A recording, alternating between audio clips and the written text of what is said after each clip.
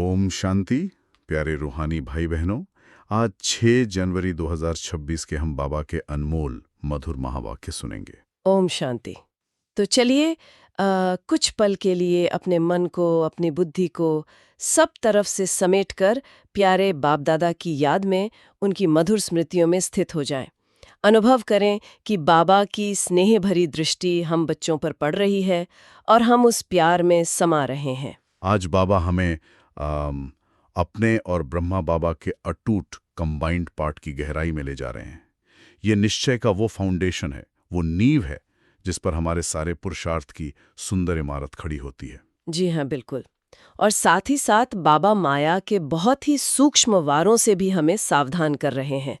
तो आज बाबा के महावाक्य सुनकर हम अपनी चलन को दैवी बनाने की एक गहरी प्रेरणा लेंगे और अपने पुरुषार्थ को और तीव्र करेंगे, है ना? तो चलिए आज के महावाक्यों के सार से शुरू करते हैं। बाबा कहते हैं, मीठे बच्चे, ब्रह्मा बाबा शिव बाबा का रथ है, दोनों का इकट्ठा पार्ट चलता है, इसमें जरा भी संशय नहीं आना चाहिए। वाह, बाबा ने शुरू में ही कितनी बड़ी, कितनी गहरी बात कह दी। और देखिए शुरुआत कैसे करते हैं। मीठे बच्चे। जी। इस एक शब्द में कितना प्यार है, कितना अपनापन है, कितनी समीपता है।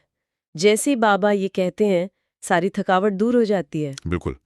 बाबा हमें हमारे असली स्वरूप में, हमारे अधिकार के नशे में स्थित कर रहे हैं ना। जैसे ही बाबा हमें मीठे बच्चे कहते हैं, हमारी आत्मा जैसे खिल उठती है। जी। और फिर सीधा सबसे गहरे निश्चय पर ले आए ब्रह्मा बाबा और शिव बाबा का कंबाइंड पार्ट। हाँ, जैसे रथ और रथवान कभी अलग नहीं हो सकते, हाँ। वैसे ही संगम युग पर बाप और दादा कभी अलग नहीं हो सकते। हाँ। ये एक अविभाज्य अटूट संबंध है। जी। बाबा जैसे हमें याद दिला रहे हैं कि जब भी तुम ब्रह्मा बाबा को देखते हो तो समझो शिव बाबा ही उनके द्वारा बोल रहे हैं, कर्म कर रहे हैं, इशारे दे रहे हैं। ये दो नहीं, एक हैं। बाप दादा। ये संगम युग का सबसे बड़ा रहस्य है और हम बच्चों का सबसे बड़ा सौभाग्य भी। ये बड़ी शर्त रखी है, जरा भी संशय नहीं आना चाहिए। बाबा जानते हैं कि माया सबसे पहले इसी नींव को हिलाने की कोशिश करती है। अगर इस कंबाइंड रूप में जरा भी संशय आया तो ज्ञान की धारणा, याद की यात्रा, सेवा का बल सब कुछ कमजोर पड़ जाता है। तो आज सारा दिन इस एक बात को अपनी बुद्धि में बार बार पक्का करना है। मेरे सामने साकार में बाप दादा हैं, मैं उनके बच्चे, डायरेक्ट उनसे शिक्षा ले रही हूँ। जी, मतलब ये कोई साधारण मनुष्य की पढ़ाई नहीं है। ये तो भगवत गीता का प्रैक्टिकल स्वरूप है जो हमारी आंखों के सामने चल रहा है ना? और जब ये स्मृति पक्की हो जाए तो खुद से पूछें, क्या इस स्वमान में स्थित होने से हमारे पुरुषार्थ में एक नई जान नहीं आ जाएगी? क्या हर कर्म दिव्य और अलौकिक महसूस नहीं होने लगेगा? यही विजय का आधार है। आज सारा दिन इसी एक निश्चय के स्वमान में रहेंगे। अब बाबा ने आज एक बहुत ही गंभीर प्रश्न उठाया है जो आज की दुनिया की सच्ची तस्वीर दिखाता है। बाबा पूछते हैं, प्रश्न है, मनुष्य दुखों से छूटने के लिए कौन सी युक्ति रचते हैं जिसको महापाप कहा जाता है? महापाप कितना भारी शब्द है। एक क्षण रुककर इस प्रश्न की गहराई को महसूस करें। दुनिया में कितना दुख है, कितनी निराशा है, कितनी अशांति है कि मनुष्य उससे छूटने के लिए क्या-क्या सोचने लगता है। ये कलयुग की चरम सीमा का, घोर अंधकार का चित्र है ना? जी। और बाबा इसका उत्तर देते हैं, उत्तर, मनुष्य जब दुखी होते हैं तो स्वयं को मारने के, खत्म करने के अनेक उपाय रचते हैं, जीवघात करने की सोचते हैं, समझते हैं इससे हम दुखों से छूट जाएंगे। परंतु इन जैसा महापाप और कोई नहीं। वह और ही दुखों में फंस जाते हैं क्योंकि यह है ही अपार दुखों की दुनिया। बाबा कितने प्यार से और कितनी स्पष्टता से हमें समझा रहे हैं, शरीर को खत्म कर देने से दुख खत्म नहीं होता। ये तो सबसे बड़ा महापाप है। महापाप है जो आत्मा को और भी गहरे दुखों के चक्र में, विकर्मों के बंधन में फंसा देता है। ये अज्ञानता की पराकाष्ठा है। जब आत्मा ये समझती है कि शरीर को खत्म करने से सब कुछ खत्म हो जाएगा। जी, क्योंकि दुख शरीर को नहीं, आत्मा को होता है। आत्मा के कर्मों का हिसाब आत्मा के साथ जुड़ा है, शरीर के साथ नहीं। और ये दुनिया ही दुखों की दुनिया है, रावण राज्य है। बिल्कुल। यहाँ शरीर बदलने से दुनिया नहीं बदल जाती, ना ही कर्मों का खाता बदलता है, बल्कि आत्महत्या करने से तो वो खाता और भी भारी हो जाता है। तो बाबा हमें इस महापाप से बचाकर दुखों से छूटने का एक सच्चा और श्रेष्ठ रास्ता बता रहे हैं। वे हमें कोई शॉर्टकट नहीं दे रहे। नहीं, बल्कि संपूर्ण और सदाकाल का समाधान दे रहे हैं। और क्या है वो रास्ता? इस दुख की दुनिया से सुख की दुनिया में जाना, इस रावण राज्य से राम राज्य में जाना। और वो रास्ता सिर्फ और सिर्फ एक बाप ही दिखा सकते हैं। वो हमें देह के बंधन से, पुराने कर्मों के बंधन से मुक्त कर रहे हैं। तो बाबा हमें शॉर्टकट या गलत रास्ते से नहीं, बल्कि श्रेष्ठ पुरुषार्थ के सही रास्ते से, अपार दुखों की दुनिया से अपार सुखों की दुनिया में ले जाने आए हैं। कितनी बड़ी गारंटी है ये। वे हमें अमर जीवन का वरदान देते हैं, जीवन लेना नहीं सिखाते। अब आते हैं आज की मुरली की गहरी शिक्षाओं पर, जिनसे हमें अपने पुरुषार्थ की प्रेरणा लेनी है। पहली शिक्षा है ब्रह्मा तन के महत्व और माया के वार को समझने की। बाबा समझाते हैं, ब्रह्मा है तो शिव बाबा भी है, ब्रह्मा नहीं हो तो शिव बाबा बोलेंगे कैसे? कई कहते हैं हम ब्रह्मा को नहीं मानते, परंतु शिव बाबा खुद कहते हैं ब्रह्मा तन द्वारा कि मुझे याद करो। ये समझ की बात है ना? लेकिन माया बड़ी जबरदस्त है, एकदम मुंह फिराकर पिछाड़ी कर देती है। वाह, बाबा यहाँ हमारे निश्चय की नींव को और भी पक्का कर रहे हैं। शिव बाबा तो निराकार हैं, ज्ञान के सागर हैं, प्रेम के सागर हैं, लेकिन वो अपना ज्ञान और प्रेम हम बच्चों तक पहुंचाएंगे कैसे? माध्यम तो चाहिए। जी, उन्हें बोलने के लिए, ज्ञान सुनाने के लिए, हम बच्चों से संबंध निभाने के लिए एक साकार माध्यम तो चाहिए ही। वो भाग्यशाली रथ, वो माध्यम है हमारे प्यारे ब्रह्मा बाबा। तो ब्रह्मा को न मानना या उनमें साधारणता देखना, इसका मतलब है शिव बाबा के बोलने के माध्यम को ही अस्वीकार कर देना। फिर ज्ञान मिलेगा कैसे? याद की सही विधि कौन सिखाएगा? श्रीमत कौन देगा? सही बात है। ये तो जैसे कोई अपने ही पांव पर कुल्हाड़ी मार ले। ब्रह्मा द्वारा ही तो हमें शिव बाबा से वर्षा मिलता है। और बाबा माया की ताकत के लिए भी कितना सावधान कर रहे हैं। वो इतनी जबरदस्त है कि निश्चय में चलते चलते भी बुद्धि को फिरा देती है। हाँ, साधारणता के विचार ले आती है, क्यों क्या के प्रश्न उठा देती है। बाबा ने कितना कड़ा शब्द इस्तेमाल किया, एकदम वर्थ नॉट अ पेनी बना देती है, मतलब कौड़ी तुल्य बना देती है। तो हमें खुद से पूछना है ना, क्या मेरी बुद्धि ब्रह्मा बाबा में, बाप दादा के कंबाइंड रूप में 100% निश्चित है, या कभी कभी चलते चलते साधारणता के विचार, क्यों क्या के संकल्प आ जाते हैं? ये चेकिंग आज बहुत जरूरी है, क्योंकि इसी निश्चय पर सारा पुरुषार्थ आधारित है। अब बाबा एक बहुत सुंदर कहानी सुनाते हैं जो हमारी कथनी और करनी के अंतर पर सीधा प्रहार करती है। बाबा कहते हैं, जैसे बाबा पंडित की कहानी बताते ना, उसने कहा राम राम कहने से नदी पार हो जाएंगे। पंडित औरों को कहता था, खुद बिल्कुल चट खाते में, खुद विकारों में जाते रहना और दूसरों को कहना निर्विकाली बनो। उनका क्या असर होगा? ये मिसाल बाबा सीधा हम बच्चों के लिए दे रहे हैं। कहीं हम भी ऐसे पंडित तो नहीं बन जाते? सेवा में दूसरों को तो बहुत अच्छा ज्ञान सुनाते हैं, पवित्रता और योग की महिमा करते हैं, सर्वगुण संपन्न बनने की प्रेरणा देते हैं, लेकिन फिर खुद से पूछें, क्या वो बातें हमारे अपने जीवन में, हमारे कर्म में, हमारे चेहरे और चलन में दिखाई देती हैं? यही तो मुख्य बात है। जी हाँ, बाबा कहते हैं कि ऐसे ब्रह्मा कुमार कुमारियां भी हैं जो खुद निश्चय में नहीं, लेकिन दूसरों को सुनाते रहते हैं। इसीलिए कभी कभी सुनाने वाले से सुनने वाले तीखे चले जाते हैं। हाँ, ये होता है। क्योंकि सुनने वाला सच्ची लगन से, दिल से उस ज्ञान को धारण कर लेता है, जबकि सुनाने वाला शायद सिर्फ शब्दों को दोहरा रहा हो। और बाबा ने ये भी स्पष्ट किया है कि प्यार भी उसी आत्मा को मिलता है जो प्रैक्टिकल में याद करती है, जो धारणा स्वरूप है, सिर्फ अच्छा सुनाने वाले को नहीं। बाबा हमारे बाहरी सेवा के आंकड़े नहीं देखते, वो हमारी आंतरिक अवस्था और धारणा की गहराई को देखते हैं। बिल्कुल। तो आज हमारे लिए चेकिंग का बहुत गहरा पॉइंट है। मैं जो ज्ञान दूसरों को देती हूँ, क्या मैं स्वयं उसका स्वरूप हूँ? क्या मेरी कथनी और करनी में समानता है, या मैं भी उस पंडित की तरह दूसरों को रास्ता बताकर खुद किनारे पर ही खड़ी हूँ? मेरी हर बात में रूहानियत और सच्चाई का बल भरा हो। अब बाबा एक बहुत महत्वपूर्ण राज खोलते हैं, जो हमारी कर्मातीत अवस्था और विनाश के समय से जुड़ा है। बाबा कहते हैं, अभी कर्मातीत अवस्था नहीं हुई है, एक तरफ लड़ाई होगी, दूसरे तरफ कर्मातीत अवस्था होगी, पूरा कनेक्शन है। फिर लड़ाई पूरी हो जाने से ट्रांसफर हो जाएंगे। वाह, ये कितनी स्पष्ट और पावरफुल बात है।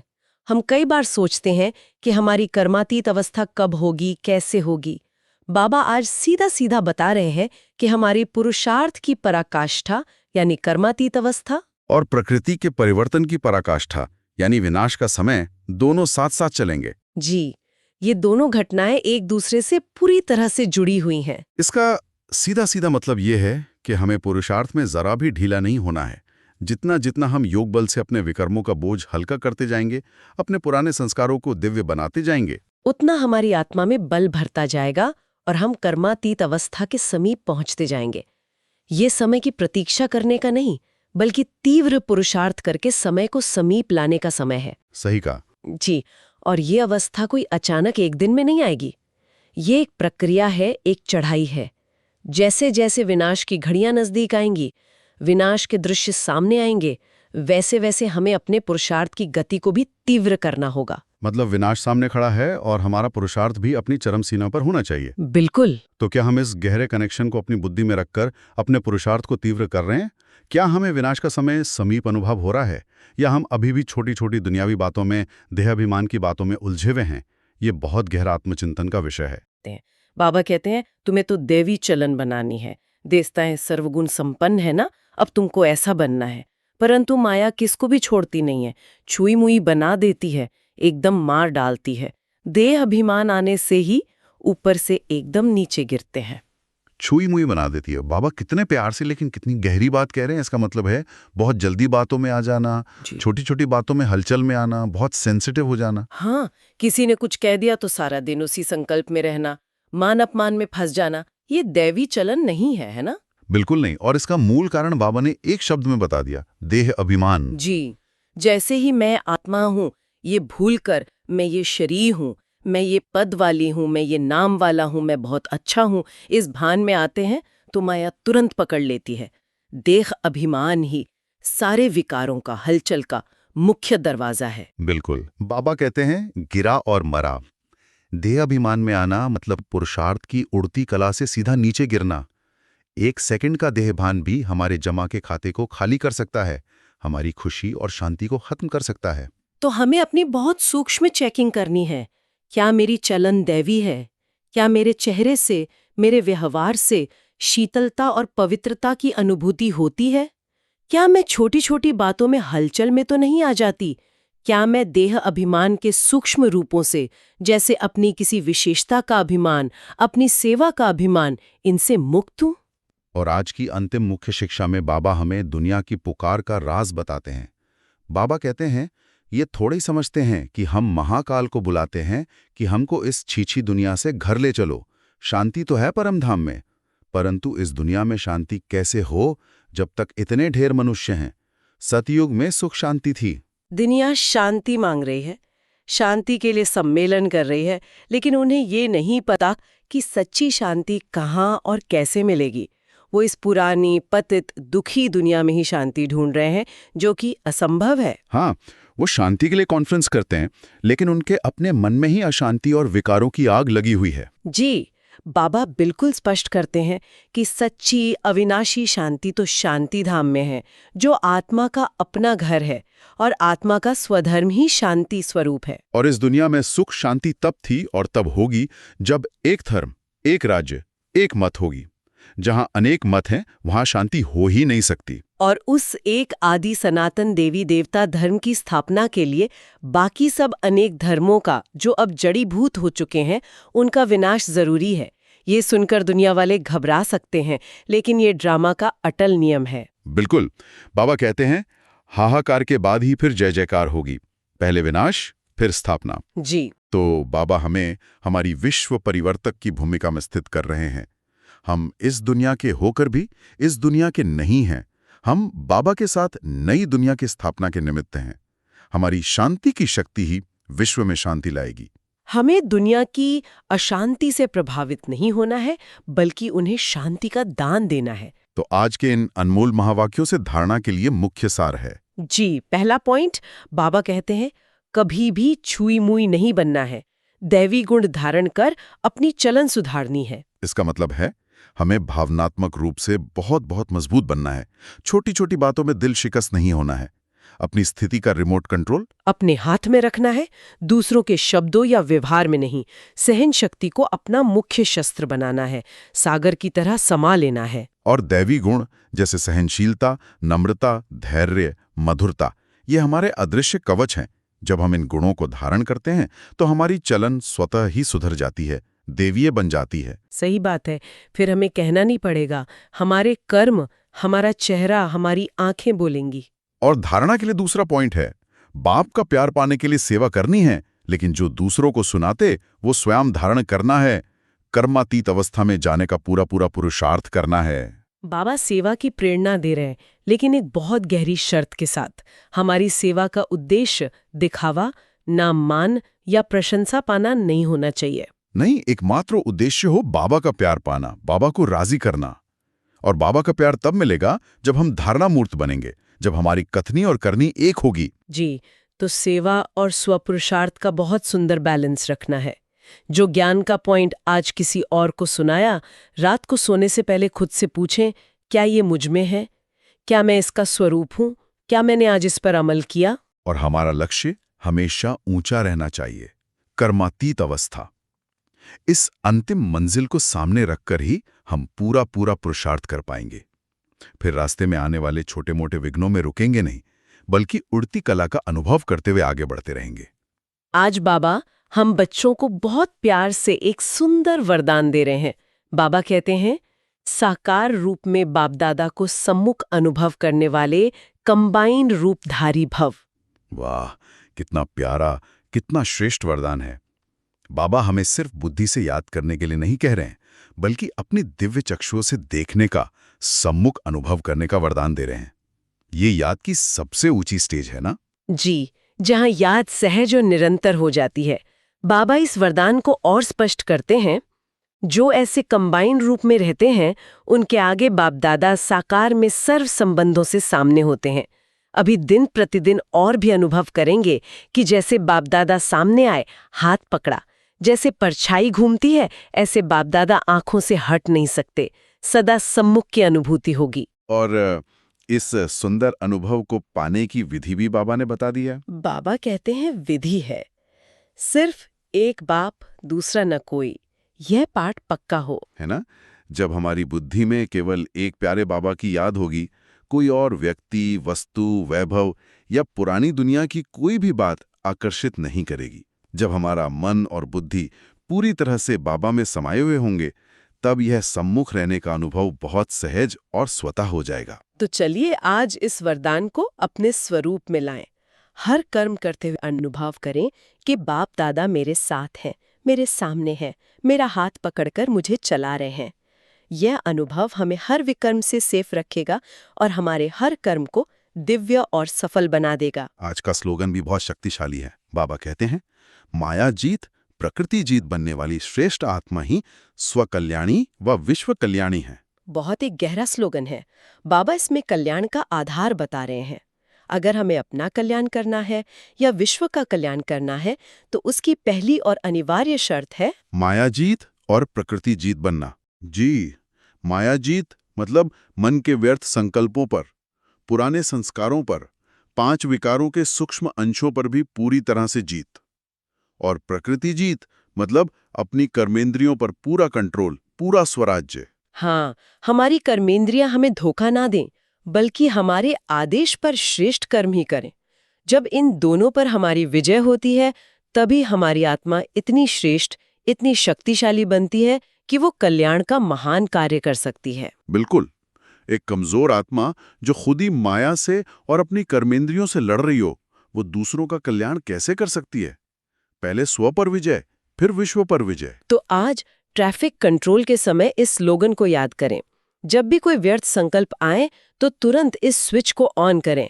मैं मायाजीत आत्मा हूँ, मैं ही स्व और विश्व कल्याणी हूँ। यह एक स्वमान हमें तुरंत शक्ति से भर देगा और व्यर्थ को समाप्त कर देगा। आज बाबा हमें अव्यक्त मास के लिए एक बहुत गहरा इशारा भी दे रहे हैं।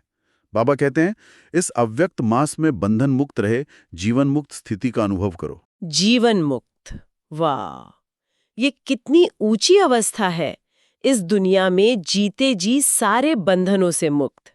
दुनिया में लोग तो मरने के बाद मुक्ति चाहते हैं और वो भी मिलती नहीं, लेकिन हमारा प्यारा बाबा हमें जीवन मुक्ति का वरदान देते हैं। और बाबा सबसे बड़े और मूल बंधन की तरफ इशारा कर रहे हैं।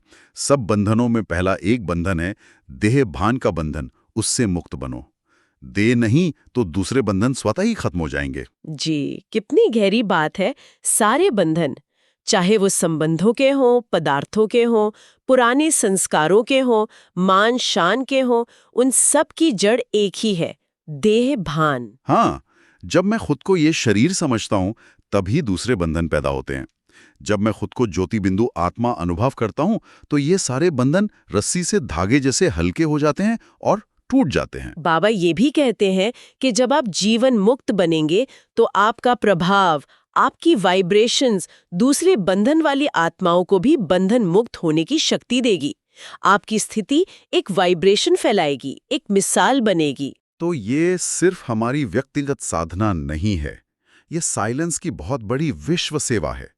हमारी जीवन मुक्त स्थिति एक ऐसा शक्तिशाली वाइब्रेशन क्रिएट करती है जो दूसरों को भी मुक्ति का अनुभव कराती है, उन्हें भी शक्ति और प्रेरणा देती है। तो आज हमें खुद से पूछना है, क्या मैं इस सबसे बड़े बंधन देह भान से मुक्त होने का विशेष अभ्यास कर रही हूँ? क्या मैं दिन में बार बार देही अभिमानी स्थिति का, फरिश्ता स्वरूप का अनुभव करती हूँ? क्या मैं फरिश्ते की तरह हल्का महसूस करती हूँ, जैसे इस दुनिया में रहते हुए भी न्यारी और प्यारी हूँ? यही आज का व्यक्त इशारा है, जिसे हमें इस मास में विशेष रूप से अपने अभ्यास में लाना है और जीवन मुक्त अवस्था का साक्षात्कार करना है। अब हम कुछ पल आज की इन्हीं गहराइयों पर आधारित स्वमान का बहुत प्यार से अभ्यास करेंगे। अपने मन को बिल्कुल शांत और एकाग्र करें और मेरे साथ अनुभव करें। पहला स्वमान, मैं निश्चय बुद्धि विजयी आत्मा हूँ। दादा के कंबाइंड रूप में अटूट और अटल है, हिमालय की तरह अचल है। कोई भी परिस्थिति, कोई भी व्यक्ति मेरे इस निश्चय के फाउंडेशन को हिला नहीं सकता। इस निश्चय के आधार पर मेरी विजय हर कदम में निश्चित है। मैं हर संकल्प, हर बोल और हर कर्म में विजयी हूँ। विजय मेरा जन्मसिद्ध अधिकार है। दूसरा स्वमान, मैं कंबाइंड रूपधारी बाप दादा के सम्मुख रहने वाली आत्मा हूँ। महसूस करें, मैं एक पल भी अकेली नहीं हूँ। बाप दादा की छत्र छाया, उनका साथ, उनका हाथ हर पल मेरे साथ है।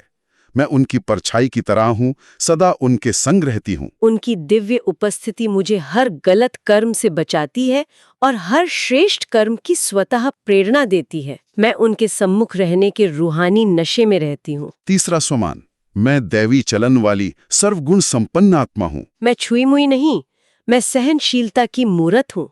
मैं पर्वत के समान अचल और सागर के समान विशाल हृदय वाली आत्मा हूँ। मेरी चलन, मेरा व्यवहार देवताओं जैसा शीतल, मधुर और पवित्र है। हर दैवी गुण मुझ आत्मा में अनादिकाल से समाया हुआ है। मैं शांति, प्रेम, आनंद का चलता फिरता स्वरूप हूँ।